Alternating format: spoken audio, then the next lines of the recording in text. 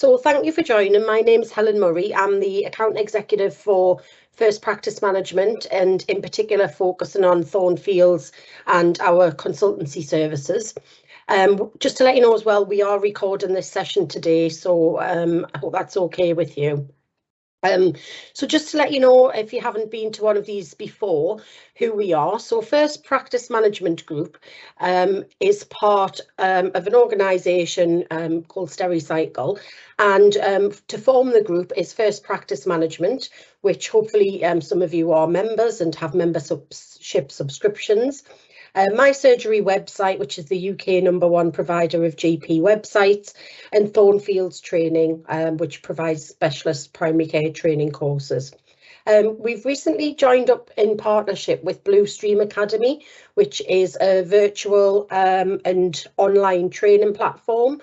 So just to let you know that if you are a member or a customer of Bluestream Academy, you can link in with their system and our new system called FPM Core, which is a system to help you manage your policies and procedures, and you can link that back to say which training has been completed through Bluestream Academy.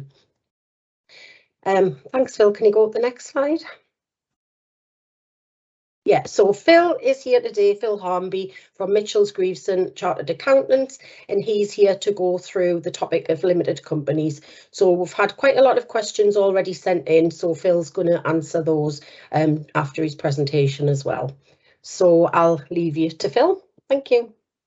Thanks, Helen. Much appreciated. Well, good afternoon, everyone. It's somewhat miserable up here in the northeast, but hopefully the next kind of 20 minutes or so we might run a little bit longer, because there has been quite a few questions, and there'll be time at the end if you haven't already submitted a question at the end. So do apologise for that if we do run a bit over.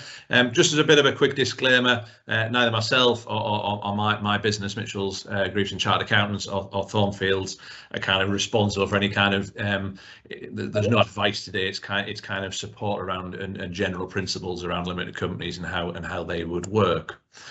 So brief bit of background about ourselves. We've been in business for an awful long time. We're based up in the northeast, but have looked after GP practices for many years across the whole of the UK. Me specifically, I've done it for more than 10 years, so I have a lot of experience around GPs and the kinds of challenges that you see on a regular basis from an accounting point of view. So today we're here to talk about limited companies, and from the kind of the number of people that we've had join us today, as well as kind of the number of questions that we've got, clearly is a hot topic, and I think has been for quite some time. And I think with kind of the changes that we've seen in the world of NHS and primary care specifically, it's becoming a more known concept in that regard. But limited companies, the Companies House, the Register of Companies, has been around since 1844. It's not a new thing, most definitely not. The oldest surviving company that is still running has been around 166 years. So these certainly aren't new things. And there's two things that we talk about and think about when we're talking about companies, and we'll briefly touch on those. Is shareholders here on the left-hand side of the screen, and they own the company. Yeah, they are owners of the business, and directors. They are managing and controlling the business, and the two don't necessarily need to be the same. Now, a lot of smaller companies, they are likely to be the same, and certainly can be. But a lot of bigger companies, we potentially could be a shareholder. So British Gas is a good example. We can certainly own shares in British Gas, but we can't be a director. We can't control what it does. So it's often important to understand the differential between those two terms and what we mean by that, because there's often a lot of confusion around there. So as I kind of briefly mentioned, companies are registered at Companies House. That is where the register is, in Cardiff, if you're in England and Wales, or up in Edinburgh if you are part of or are within Scotland. There are differences, and it mainly based on where you are based rather than anything else, but there are differences to that. And we have to follow, if we are a company, the Companies Act of 2006, which is a massive piece of legislation. So if we think about companies, we've got to realise that it's not the same kind of relatively open approach we can have in traditional partnerships, because the legislation is much smaller around those, there are a lot more requirements that fit within the Companies Act, and because it's designed to cover, you know, very, very small businesses all the way through to you know, massive organisations such as British Gas. But the question we get asked most often, certainly with GP practice, is, well, can we be a limited company? I didn't think we could. And in fairness, under Section 86 of the NHS Act of 2006, you can. There is certain requirements, and the main two of these we'll touch on in a second. But if you hold a GMS contract, that you can become a limited company. Now, can doesn't mean necessarily anything becomes you definitely. Yeah, there can be blockers to some of that, and one of the questions we've been asked is around that, and I'll touch on that in a moment. But to follow the NHS Act of 2006, at least one of the shares in the company is legally and beneficially owned by a medical practitioner. Yeah, so in other words, I couldn't decide as a chartered accountant that, hey, running a GP practice sounds like fun, I can make a bit of money out of that. I would have to have a medical practitioner along the journey with me, which makes sense. You know, we've got to have you know, some clinical probity in what is going on within GP practices. So absolutely that makes sense. And then any share that is not owned by one of those individuals, there's got to be some caveats within that as well. So I think the key message is you can be. We'll find out over the next few slides whether or not we would want to be, but yes, the fundamental answer is yes.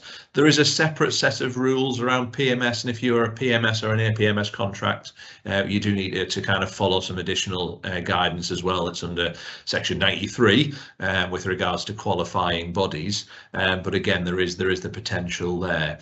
One thing that you do have to be careful of is one, you know, your ICB, NHS England could potentially stop the process. They could say, no, we're not comfortable with this. You know, they're at the end of the day the commissioner, so they have that ability, and you've also got to be careful as well around whether or not that could potentially result in a break-in contract, and does that result in potential challenges in you can't just decide tomorrow, right, we're now going to be a limited company. That contract would potentially need to be novated across to the new entity, and that is when you can get kind of the ICB or even NHS England turn around and saying, no, we're putting a stop to this for X, Y, or Z reasons. So now we know that we could be in a GMS, PMS type contract. We probably need to ask ourselves, well, should we? And is it the right thing for us to do? And we generally tend to talk about these 4 areas, and caveat with anything else, that's quite a broad area, isn't it? But certainly the limitation of liability and risk, tax advantages and pensions are the kind of the main ones that we would be considering from a financial accounting point of view. And if we start with risk, well, limited companies, the limited in a limited company means limited liability. Yeah, the liability is trapped within that limited company structure. Yeah, so if something goes wrong, that limited liability protects us, because partnerships, the liability is unlimited. If you have an issue in your partnership, the partners have unlimited liability in regards to that issue. So if it's a staffing issue or a potential issue internally within the building, or potentially an issue regarding some clinical decisions, the liability in law is everything that the partners own. So not just what is in the practice, what the partners personally own as well, which can, you know, be significant sums of money. And certainly if you are a partner, something you need to make sure that you're insuring against, and that you've got protections against that. So limited companies work really well in the potential to reduce that liability, because it's only what is within the limited company that can be taken away. The challenge that most GP practices have, that actually, if we make a bad clinical decision, well, the GMC are looking at the clinician. They're not just necessarily looking at the practice that is being looked at. So some of that risk doesn't really go away in the limited company structure because it still sits with the person that made that clinical decision. So that doesn't necessarily mitigate that.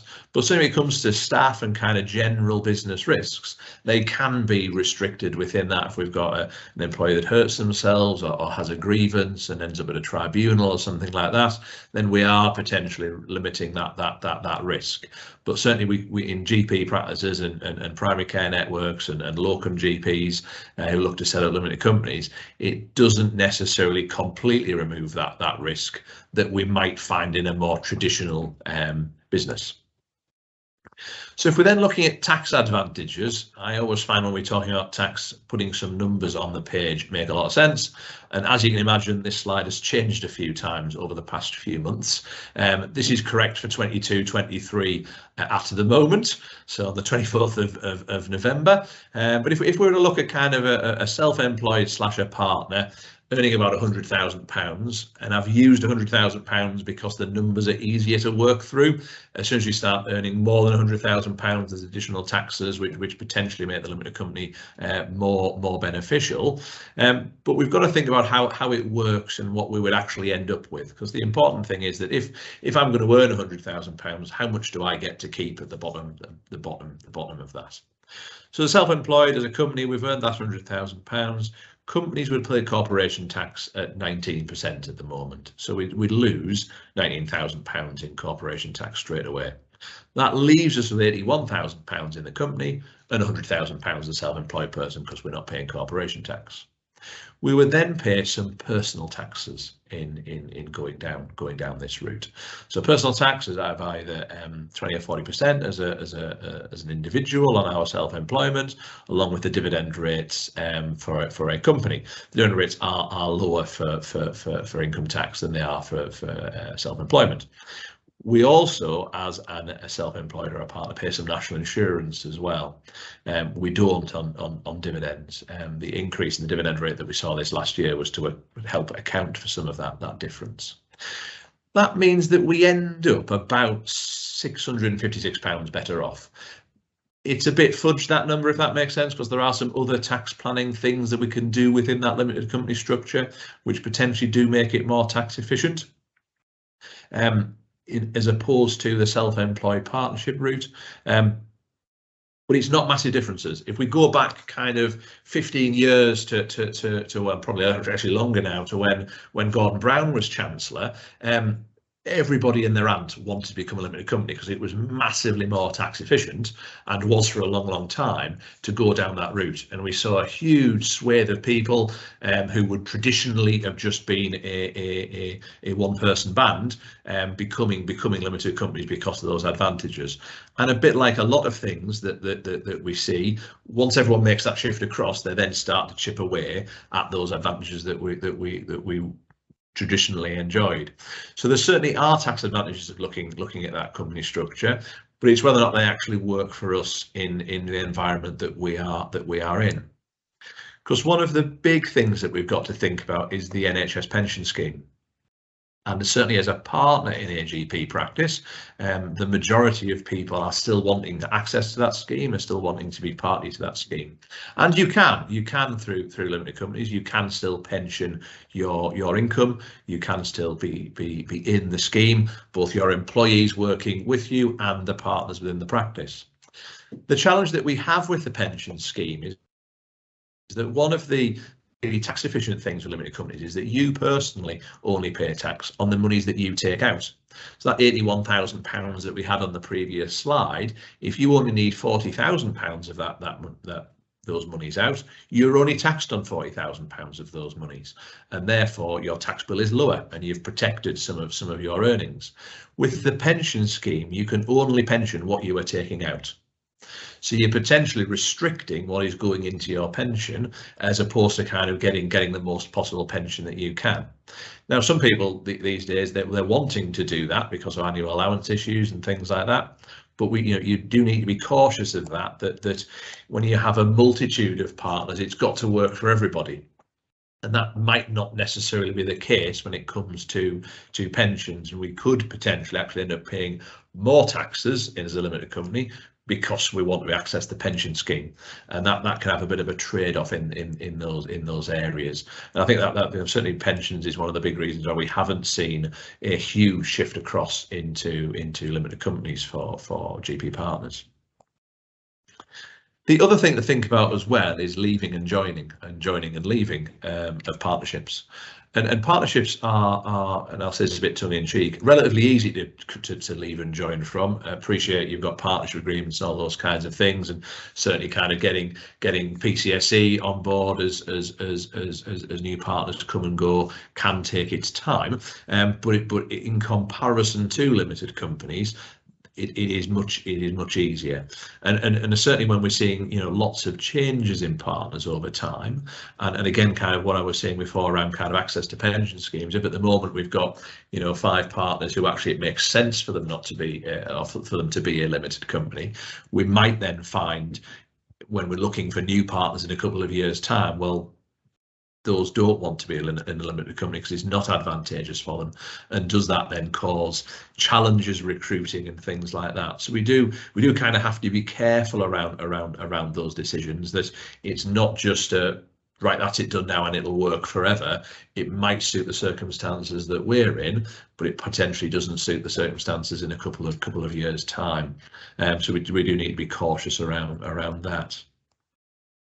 One area that we have seen a big shift towards limited companies is primary care networks, and at the moment over 10% are already in that structure, and that's just from the BMA doing a bit of googling on Companies House. So they're expecting that number to actually be a lot higher than that, and we're certainly seeing that grow. And certainly the primary care networks that we're talking to, they're all asking us, and we're all chatting about kind of limited companies and what will that be over the coming years. It definitely is, for a lot of good reasons, a potential direction to go, mostly around that risk and liability. If we think about kind of the numbers of staff that primary care networks are employing now, that increases the risk and liability that sits there. So we are seeing that growth in that direction. If we look at kind of primary care networks being about 10%, the number of GP practices that I'm aware of, I could count on one hand. There are not many that have gone down that route, and the ones that have, for very good reasons. So some of the big super practices, where yes, you have partners, but they're not really involved as partners. They're more like salary type GPs. That has been certainly a popular shift in that direction. So we'll come on to questions, and if anyone has any questions, by all means, put them in the chat, and I will try and answer them as we go through. We have had quite a few people that have kind of sent in questions beforehand, so I thought it would be appropriate to kind of answer those as we've gone through.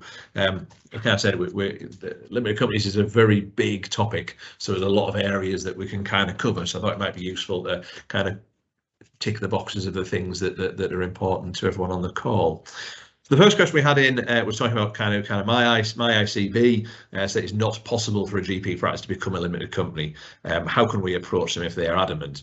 As I mentioned before, you can become a limited company. The NHS Act says that you can, but if your ICB is saying in their circumstances no, you can't, you're stuck in a bit of a rock and a hard place. And it may well be they're not aware that you could become a limited company, or it may well be that they are aware that you could, but they're just saying no. So I think, as with all these things, engagement with the ICB, understanding their logic as to why they're saying that, and then understanding how you can either work with that, or you are stuck with where you are. I think the fundamental question I would be asking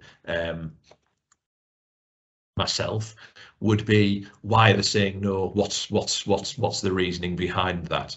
So there's definitely I think a conversation to be had there, and an understanding of what they're trying to achieve. And as we've kind of gone through before, kind of sitting down looking, well, is a limited, why do I think a limited company structure is right for my practice? So we've also got another question which is talking about GP partners having limited companies, and that is certainly a growing area of interest, certainly with kind of pension challenges that GP partners may be having around annual allowance breaches. So saying, if GP partners have limited companies, which practice income can go through that company? Why is my accountant so against this sort of arrangement? Are there some risks? Well, I would be against that arrangement. So I may well be your accountant. So that maybe gives some clarity to that. So the revenue absolutely detest income moving from a higher to a lower tax environment. So if we're already earning, significant sums as a partner in our GP practice, the revenue would want to understand, well, why shouldn't that income belong in the practice and not in the limited company? Now, if that GP partner is doing things that are absolutely outside of the practice, then yeah, potentially that could go through the company without any great concern or worry from the revenue. But if that is really practice income, then it should be going through the practice's accounts. We can't then just say, oh yeah, I know it's been received via our GMS contract or via a remittance from the local health authority or something like that. But actually, we're going to put it into Dr. X's limited company. The revenue would crawl all over that and make it a bit of a field day. So we do have to be really careful about making sure the income is recorded in the correct place. In the correct manner, because for obvious reasons, if there's going to be lower taxes paid, that's not necessarily what the revenue we're looking for, and we want to understand the legitimacy of why we're trying to do that. So someone's also asked about the partner doing locum shifts via their own limited company within their practice, and again, that is an area that the revenue particularly dislike, because they're again looking at, well, from the revenue, from an income tax point of view, you're either a partner or you're not. Now, you may be an 8-session partner, and that may be the number of sessions that you should be doing, and you might be doing an extended hours, or you might be doing a 9th or a 10th session, or even if you're a 4-session partner, you do some sessions up to full time. The revenue's view would be that you're a partner or you're not, and because it's the same type of income that you would be earning as a partner, they would see that as an additional share of profit within the partnership, not necessarily something which could be hived out into your own limited company. So again, care and certainly a good conversation with your practice's accountant around that is definitely needed before you just kind of decide, right, well, I've now got Dr. X Limited and I'm going to do half my sessions through Dr. X. As I said, you definitely need to have a good conversation with your practice's accountant and be reassured that that isn't going to cause any issues, because certainly I would be very cautious around doing that. Now, I've got a question in the chat which is almost the same as the next question I've got on my list. So the question I got on my list was what would be the likely costs of setting up a PCN as a limited company, and then we've also got what are the pitfalls to consider when PCN is thinking about becoming a limited company.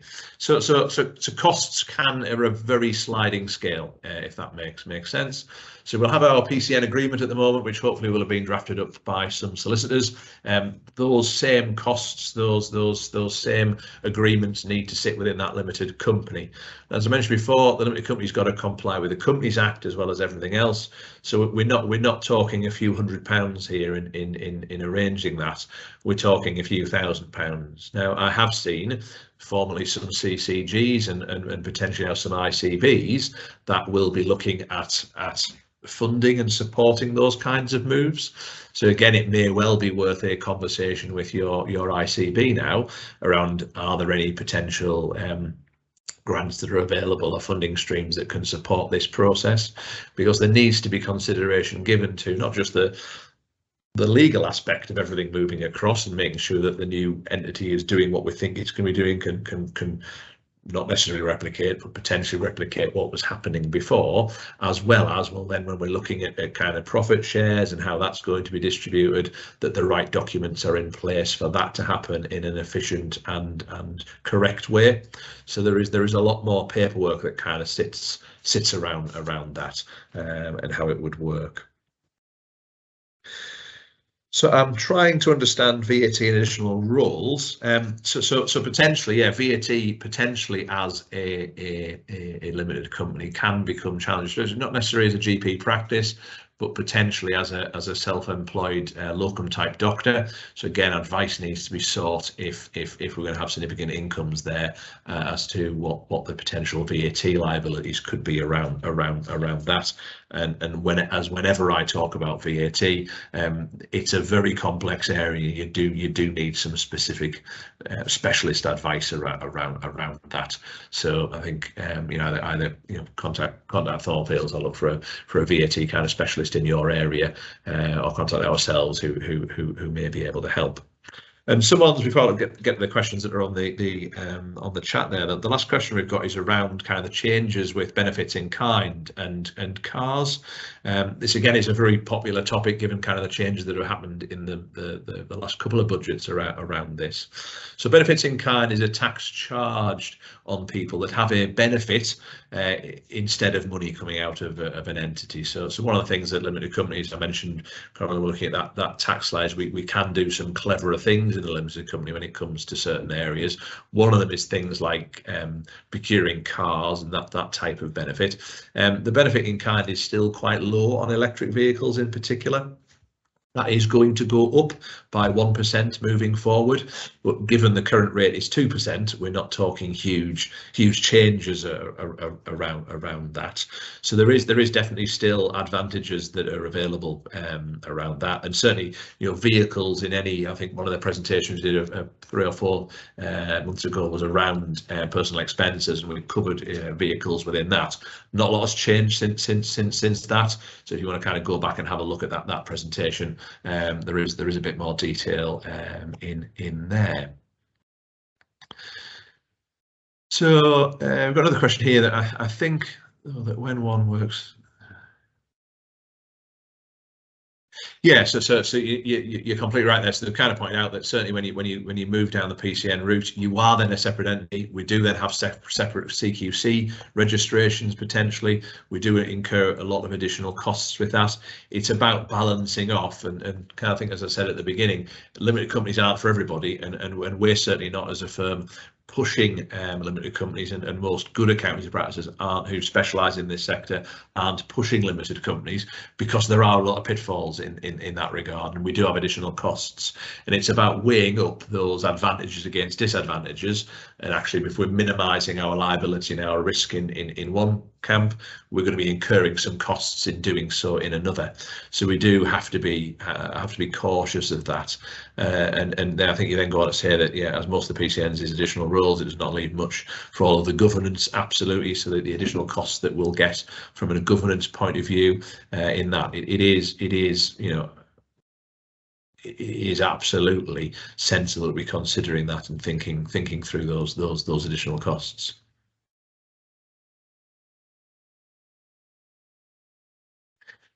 Yeah, so Craig's mentioned there with regards to additional sessions around irregular type cover.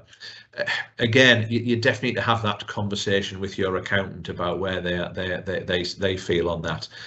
We generally tend to take the cautious view that no, you're either a partner or you're not, because that's the revenues view, is that you either are a partner or you aren't. Therefore, just because you were doing some additional sessions, then that may not necessarily mean that you're not being a partner during that period. Now, there is some guidance around if there's very specific things within your partnership agreement, but it does become very specific around your partnership agreement. And our kind of general view is that being more cautious around that than not is probably the wise step, because the potential challenges that fall within that could become quite significant.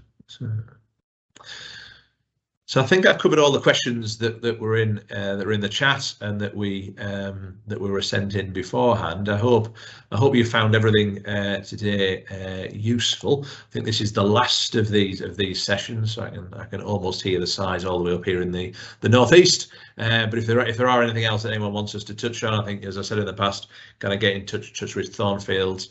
And I think a couple of people asked whether or not the presentation is going to be shared. Yeah, it will be on Thornfields YouTube channel in a couple of weeks' time, I think. So the presentation will be there along with kind of the slides that sit behind that. So thank you all very much. I don't know, Helen, you have anything to add before I wrap up?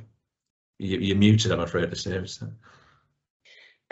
Yeah, I just wanted to say thank you for everybody for coming. It's been a really good turnout. So obviously it's a interesting topic that people are interested in.